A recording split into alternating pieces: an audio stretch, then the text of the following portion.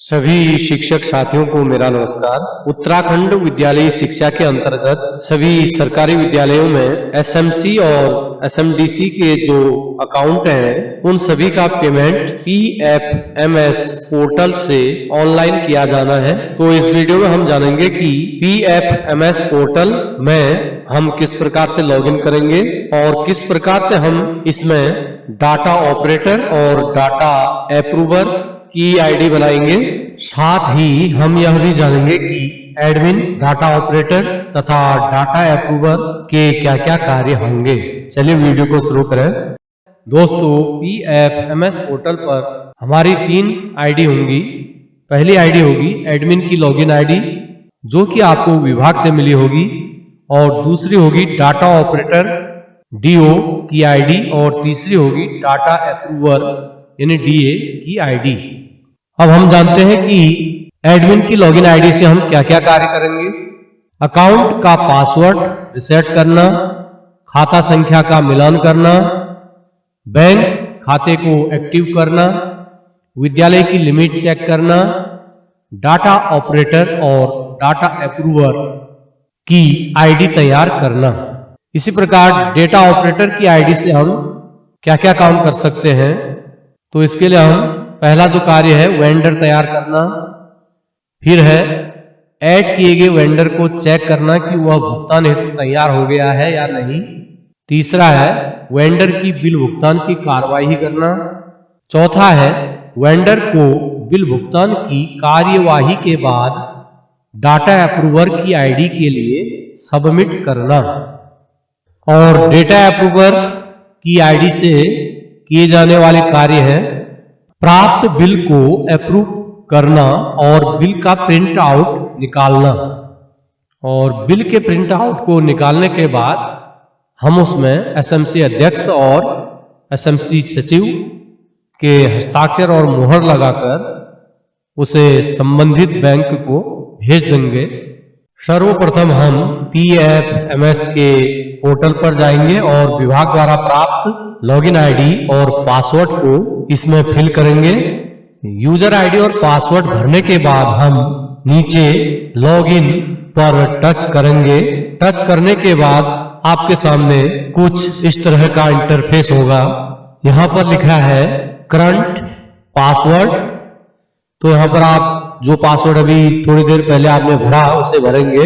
उसके बाद new password में आप एक नया पासवर्ड बना लेंगे। फिर तीसरे बॉक्स में कंफर्म पासवर्ड लिखा गया है, तो इसमें हम जो नया पासवर्ड हमने ऊपर बनाया हुआ है इसी को एक बार और डालेंगे। फिर उसके बाद हम चेंज पासवर्ड पर टच करेंगे। ऊपर से पॉपअप आएगा, इसे आप ओके कर लेंगे। अब आपका पीएफएमएस पोर्टल के लिए एक नया पासवर्ड तैयार हो चुका है। अब हम अपनी यूजर आईडी जो विभाग द्वारा प्राप्त हुई है इसे हम यूजर आईडी में भरेंगे, और नीचे पासवर्ड में हम जो पासवर्ड अभी हमने नया बनाया हुआ है इसे फीड करेंगे। फिर हम लॉगिन पर टच करेंगे। लॉगिन पर टच करते ही आपके सामने कुछ इस तरह का इंटरफेस होगा। अब हमें विभाग द्वारा प्राप्त अकाउंट नंबर को पोर्टल में दिए गए अकाउंट नंबर से मिलान करना है। तो इसके लिए हम बैंक वाले ऑप्शन में जाएंगे, और बैंक वाले ऑप्शन में जो ड्रॉप डाउन मेनू दिया गया है इसमें हम अकाउंट एक्टिवेशन ई पेमेंट को टच करेंगे। टच करने के बाद आपके सामने कुछ इस तरह का इंटरफेस होगा। अब इसमें जो स्कीम लिखा गया है उसमें आपने UK 207 लिखना है, और इसे लिखने के बाद आप सर्च पर टच करेंगे।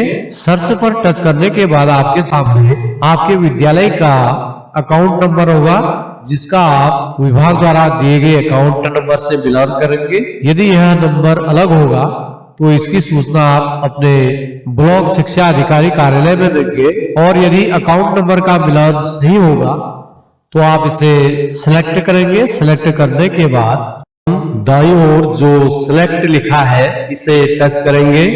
आपके सामने 2 ऑप्शन होंगे।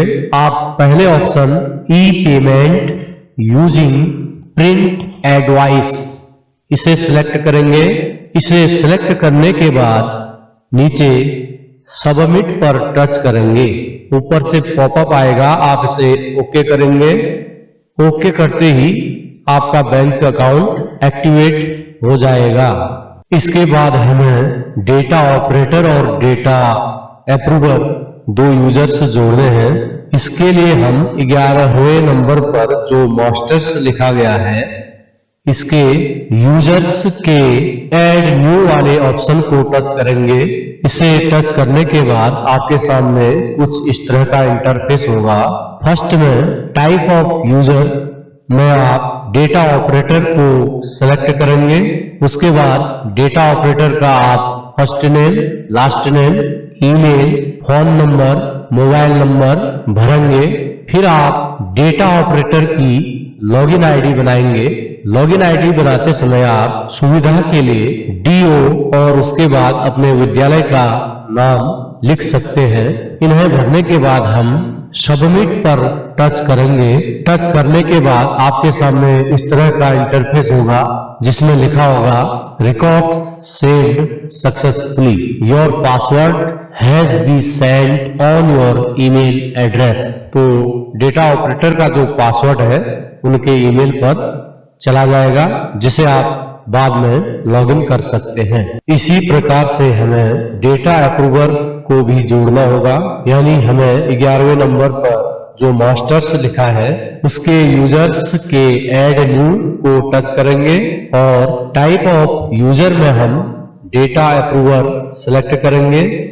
उसके बाद उनका first name, last name, email, phone number, mobile number भरेंगे और लॉगिन आईडी सुविधा के लिए आप डीए और अपने विद्यालय का नाम लिख सकते हैं। फिर आप सबमिट पर टच करेंगे तो डेटा अप्रूवर भी EFMS पोर्टल पर ऐड हो जाएंगे। उनका पासवर्ड उनके ईमेल में भेज दिया जाएगा।